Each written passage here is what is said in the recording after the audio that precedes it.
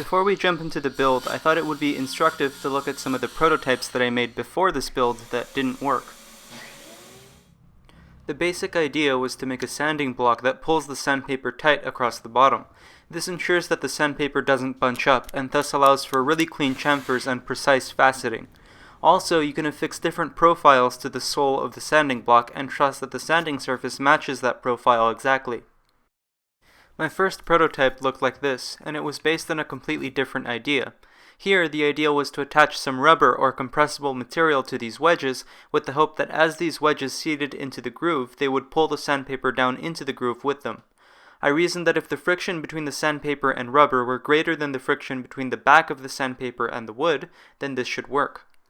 But what actually happened is the rubber simply warped instead of compressed. Because of this, the rubber didn't slide down the bottom wedge as intended, and so the sandpaper didn't move. I then tried making the angle of the wedges steeper so as to reduce the amount of rubber and thereby the amount of warping. This steeper angle, however, meant that the wedges would get stuck inside the grooves, requiring a screwdriver to pry them back out. So then I built the one that you're seeing me make right now. After resawing this 3/4 inch piece of maple for the top and middle platforms, I used double stick tape to sandwich the platforms together to ensure the center holes were aligned.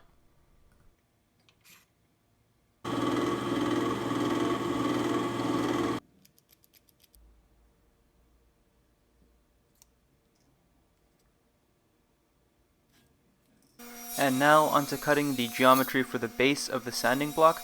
The important thing here is to ensure that the sides of the base are thick enough that they won't bend with the stretching of the sandpaper. And here I'm drilling all the way through the nut and the threaded rod. This is the nut that will be embedded into the base of the block, allowing the rod to rotate in place but not get pulled out.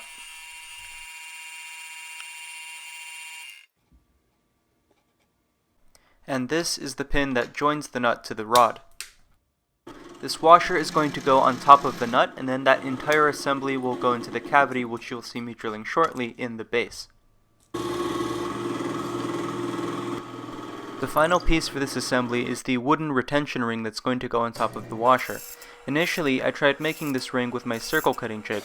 After smoothing the surface on the sander, I tried holding the small piece with an undersized hole in a chunk of balsa when this happened. As I tried to continue drilling, the maple found it easier to drill into the balsa wood than the bit did to drill into the maple, which I found to be pretty interesting. I failed at this 4 times for several reasons, but eventually wisened up and drilled the inside hole first. Then I spun the blank up using some threaded rod and 2 nuts to hold it in my drill, and then I sanded it as I had done before.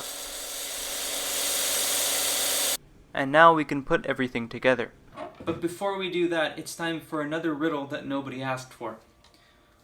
A man walks into a store with $50 cash and no other forms of currency. So no receipts, no expensive items, nothing. Just $50 cash. He leaves the store with 10 $50 gift cards, none of which he stole. How is this possible? Tell me in the comments below. First, the washer gets tapped in after the nut and rod assembly. After that, glue goes on the retention ring, and then it gets hammered down after the washer using a scrap piece of wood with an appropriately sized hole. I then affixed these 2 nuts onto the rod so that I could spin it up and thus ensure its freedom of rotation. The excess wood on the ring was then flush trimmed away and then parted off with a chisel.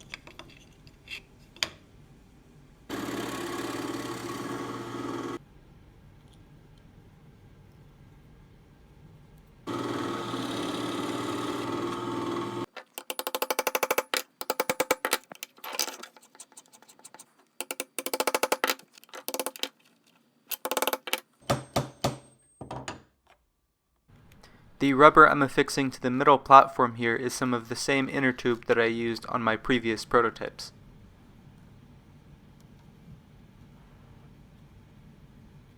Okay, so now we can go on to finalizing the length of this threaded rod here, and in order to do that, we're simply just going to stack the parts up on top of each other, as they would be in the final product. And then I made these 2 pieces which fit precisely within the 2 notches that are created by the upper and bottom platform. And in order to find the final length of the rod, what we're going to do is put a nut on here so that it's flush with the top of the rod, and then bring the upper platform to its uppermost position. And what you want to ensure is that when the platform is at the uppermost position, that these two arms which tighten the sandpaper are above the boundary between the intermediary platform and the bottom one. If it's not, you won't be able to get the sandpaper between them when you go to replace it. With some super glue to hold the top nut in place, I can then drill through the nut and partially into the threaded rod. Be sure not to drill too deep here. You only want to go about 3 or 4 millimeters into the rod. With that, I can loosen the nut with some heat and then remove it with a wrench. And now on to making the knob that the top nut will be embedded into. I laminated some thin pieces of scrap hardwood and then drilled a 3/8 inch hole through the center. The hexagonal shape for the knob gets cut out on the bandsaw and then refined at the sander.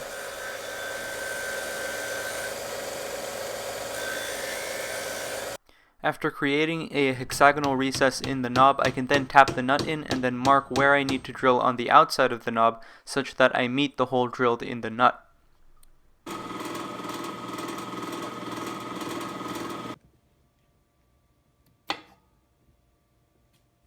I wanted to create a chamfer on the edge of the knob that is semblant to that of the nut.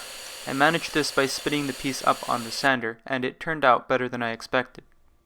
I created a channel both on the knob and on the head of the nail that's going to go through the knob so that the rubber band has a place to sit in.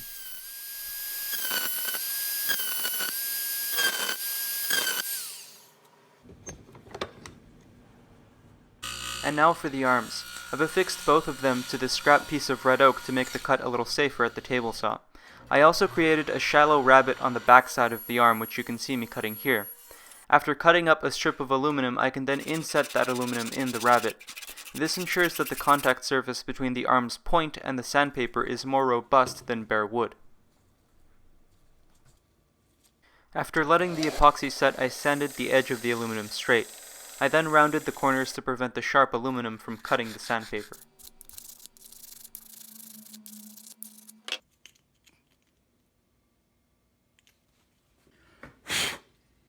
The second to last thing I did was to put a plug in the top platform so that I could mark the center and drill a shallow recess on top.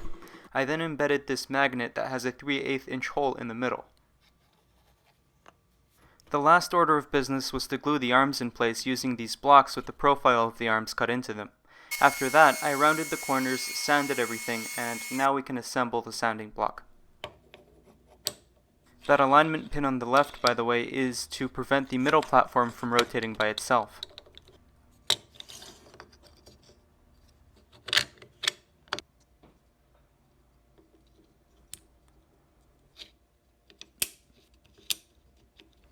Okay, so the way this works is when the pin is engaged with the rod going all the way through that hole that we drilled earlier, when you rotate this, it moves the middle platform. And I should also note that the top platform, the magnet holds it to the top.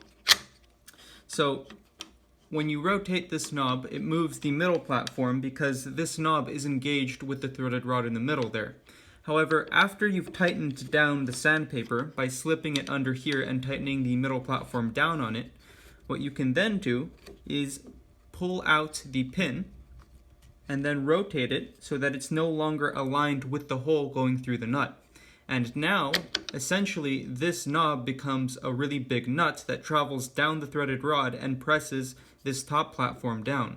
And then that top platform takes up the slack of the sandpaper caused by it going from this point here to this point over here.